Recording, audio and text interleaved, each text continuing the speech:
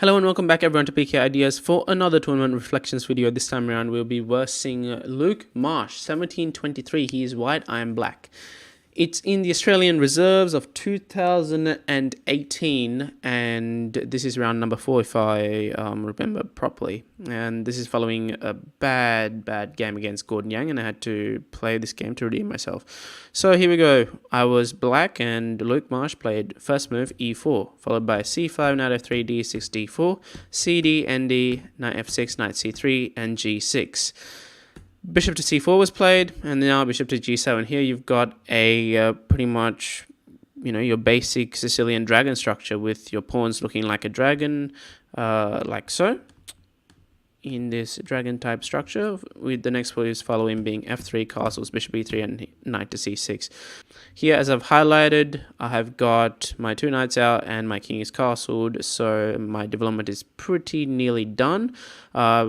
Of all the three main things that you need to get out of the opening, pawn in center, develop two pieces and do your castling. I've done my castling and my two pieces, and my pawn's already been in the center after c5 and cd. So queen to d2 was played, and now bishop to d7. The idea of queen to d2 was to play bishop to h6, and bishop takes and then queen takes, plant the queen over there, planning for a h4, h5 push. But after bishop to d7, he played bishop to h6. This is a critical blunder. The reason being is a two-move tactic. After bishop takes h6, queen takes h6, knight takes d4. Now, instead of playing bishop to h6, there were many other moves that he could have played. Maybe kingside castles, queenside castles. Here, other games between Mamedyarov and Hoffman have been played with b3. Knight d to e2 has been played also. Or just the basic knight takes e6, bishop takes c6, or b takes c6 could also be played. But here he played bishop to h6. After which bishop takes h6, queen takes h6, knight takes d4 like we looked at. I just want a piece. Queenside castle to knight c6. I move it back. There's no reason for me to, try and advance anymore. Once I want a piece, once I want material, I just go back and restructure all my pieces and make sure that I have a good game. h4, he's trying to push that h5 and then trying to get an attack down my king side. I play bishop to e6, swap the bishops off after bishop takes e6, f takes e6, and now g4. Here the idea is the h5 push. I play knight to e5, bring another piece into the game. Here if you play something like g5, then I simply have knight to f7, trapping his queen. Here I'm also attacking his pawn on f3. So queen to e3, queen to b6, queen to e2. He does not want to swap off pieces because he's already down a piece. So in the end, if everything comes off, I'm just going to be winning the endgame. Rook a to c8. I'm bringing in another piece. My two knights are in the center. My rook's attacking his king. After h5, knight to c4, I'm going to be threatening checkmate in 1. So any other plans that he's got with, let's say, h takes g6, is met with queen takes b2 checkmate. So he has to do something about this. He plays b3, after which I just swap the queens off by playing queen to e3. Queen takes e3, knight takes e3, and now rook to d3. He's trying to attack my knight, trying to get it trapped. I play knight to g2, and he plays knight to e2. So the idea of playing knight to e2 is to block my escape square on f4, sorry. After which knight to d7, and I've already recreated the square on f4 again. So knight to d4, attacking my pawn. I play knight to f4, defending my pawn. Rook to d2, e5, pushing his knight away. Knight to b5, a6, once again pushing his knight away. He can't really go back towards the center. He has to play knight to a3. Now I play g5, getting more space and trying to block up the king side a bit. Just to be safe, because I don't want any of his pawns coming through and his rook to become more active as well. So knight to c4, knight to c5, and rook to f1. Here I play knight c to e6. Now the red highlights the fact that his kingside attack is completely blocked and he can't do anything better. And the green highlights the fact that my knight on the outpost of f4 is actually a gun in attacking the white squares in his camp. So king to b2, b5, knight to e3, knight to d4, knight to f5. So here he just wants to swap off pieces. I'm like, sure, why not? Knight takes f5, e takes f5, b4, and a3. The idea of playing a3 is to try and swap off pawns and try to get a majority attack going for him. However, he still has to remember that my pawn is still on d6 and stops any idea of a c4 to c5 push. So a5 was played, rook to e1, b takes a3, king takes a3, rook to c3, followed up by rook to c1. So here he's trying to push his f pawn forward and trying to get an attack going. Here I could have just taken the other pawn, but instead, I decided otherwise and played rook f to c8. It never hurts to bring another piece into the game.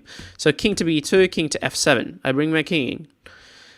Rook to a1, rook 8 to c5. Here the idea is just guard the pawn. I could also take his pawn, but however, where's the fun in that? In the fact that I'm going to lose a pawn and he's going to have 2 pawns attacking me down the queen side as well. So there's no point on giving him any play at all. So I played rook 8 to c5, followed up by rook f2, guarding his own pawn. Here, now my knight is being a bit misplaced over there. So I have to try and restructure it so that it's actually doing something. So that's what I did in the next few moves by playing knight to d5, rook to c1, and then knight to b4. Rook to a1 was played. Not really sure why, because I just win the pawn. Rook takes c2, rook takes c2, rook takes c2, and now king b1. Now notice here that after rook to c5, my pawn is guarded and his rook on a1 is pretty redundant. His rook on a1 can't go out on the first rank, and he can't go out on the second rank because of his king as well as my knight. So king to b2, d5 was played, rook d1, e4. F takes e4, d takes e4, I've already got a pass pawn. Rook to d2, e3, pushing the pass pawn, rook e2, knight to d3 check, king a3, rook to c1. Here the idea is if rook takes my pawn, then I play rook to a1 checkmate, so he plays king to a4. Then I play rook e1, wanting to swap off the rooks so that I can queen easily. Instead he played rook to c2. After rook c2, I play e2, with the idea of playing rook to a1 check and then queening next move. So he plays king b5. Here I play the positional excellency a4. The idea of a4 is that after b takes a4, then rook b1 check, or after king takes a4, then rook a1 check. So after a4, what he played was b4, and I just won a free pawn by playing knight takes b4. If king takes b4 once again, the rook b1 check comes in. So rook to d2, then I play knight to d3. Once again, if rook takes knight, I just play the same tactic that I played before. He played king a5, I played knight c5, guarding the pawn. He played rook a2, I played knight e4. The idea is either play knight f2 or knight to c3 so that his position is stacked one way or another. So king to a6, knight to c3, rook to c2, and I played a3. After a3, he just simply resigned. After rook takes c3, then I play a2, a1 queen, and there is absolutely no way that he can stop my attack from going forward and either getting 1 queen or 2 queens. Now, needless to say, if rook takes c3, continuing on a2, rook e3, a1 queen, and the game is pretty much won. So that concludes our 4th round of the Australian National Reserves Championships in 2018. So that was the fourth round win, and this was a pretty good game considering that we only actually played 10 feasible moves before he made the blunder, and which stuffed up his whole game. So I think the main takeaway point out of the whole game is pretty much to know your opening theory, to know your opening lines. At a junior level, it's not as important because they don't necessarily understand what to do if you do your openings incorrectly. But once you get to a good enough stage above 1600, then if you make erroneous moves in the opening, then you will be severely punished, just like Luke Marsh was by me when he made the blunder in this game. So there were so many moves that he could have played, but just a simple mishap, just a simple mistiming of the game and mistiming of the move simply cost him the game. So with that being said, that is the end of the video.